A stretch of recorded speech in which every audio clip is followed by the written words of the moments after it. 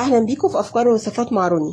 النهارده هنعمل مع بعض وصفه سهله وبسيطه ومكوناتها سهله جدا وطعمها جميل وموفره قوي، واهم حاجه ان هي هتبقى صحيه احسن ما بنشتريها من بره.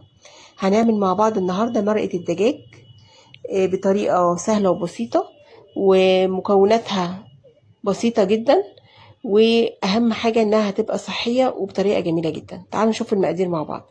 هجيب طاسه او صينيه، هجيب توابل، مجموعه توابل احمصها الاول على النار شويه. معلقه كبيره توم باودر، معلقه كبيره بصل باودر، معلقه كبيره بقدونس مجفف، معلقه كبيره كرفس مجفف، معلقه كبيره كركم، معلقه نص معلقه كبيره فلفل اسود، معلقه صغيره بهارات فراخ. هناخد كل التوابل الحلوه دي نحمصها 3 دقايق بالظبط، وبعد كده هفضيهم في طبق. هغسل الطاسه واحط فيها جزر، هشوحه دقيقتين الاول، وبعد كده هنزل بالبصل وبرده اشوحه دقيقتين على النار، وبعد كده هنزل في الاخر بالكوسه مع الطماطم، هديهم تقليبه على النار تقريبا دقيقتين تاني.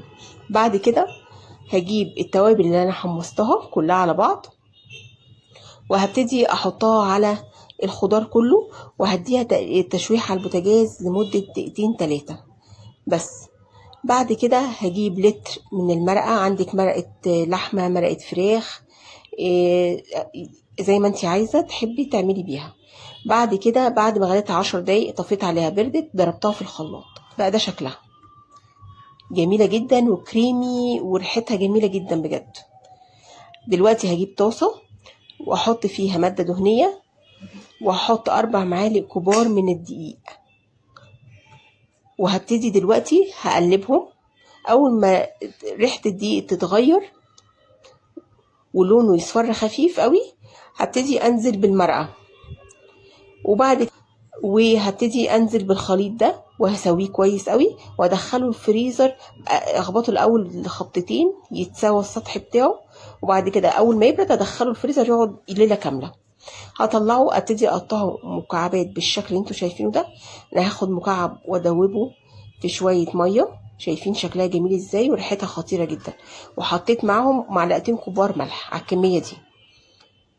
بعد ما قطعتهم هجيب علبه واحط وارص المكعبات المرقه، وبين كل طبقه وطبقه احط كيس بلاستيك لحد ما خلصت الكميه كلها. ده شكلها في الاخر. اغطيها بستريتش واحطها في الفريزر. اتمنى يكون الوصفه عجبتكم.